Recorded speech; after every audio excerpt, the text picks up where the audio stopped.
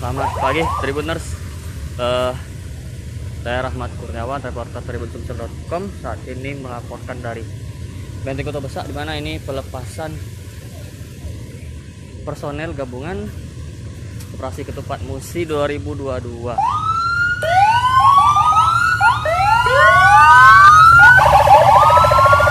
Dilaksanakan di BKB dan ini tadi dipimpin oleh Wali Kota Palembang dan juga Kapolres Palembang.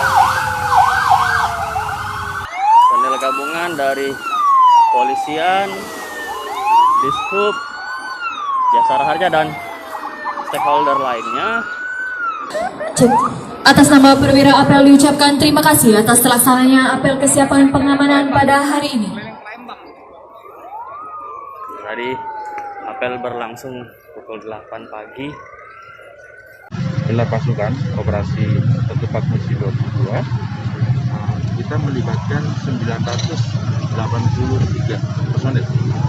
Kemudian dan kita buat ada 19 pos, yaitu 14 pos pengamanan, 3 pos terpadu dan 2 pos pelayanan. Ya Bang, untuk jalan Soekarno-Hatta yang saat ini masih rawan kecelakaan ini gimana Bang?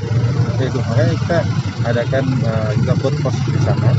Jadi kita untuk bisa pengawasan, pengaturan dan juga pengamanan secara langsung dalam rangka untuk mengurangi terjadinya kecelakaan. Pak, itu gabungan atau dari Gabungan. Itu tersebar di wilayah mana saja Bang? Salah satu Seluruh kota Palembang. Ya. Himbauan untuk masyarakat untuk pemudik terutama. Himbauan untuk masyarakat tentunya agar masyarakat patuhi aturan yang berlaku. Kemudian yang kedua tentunya laksanakan kegiatan mudik dengan tertib, aman, kemudian kondusif, jaga kehati-hatian dan juga kewaspadaan pada saat berjalan. Kemudian juga kita himbau bahwa masyarakat agar seluruhnya yang akan mudik itu sudah melaksanakan vaksin 3. Jangan lupa subscribe, share, komen, dan like ya.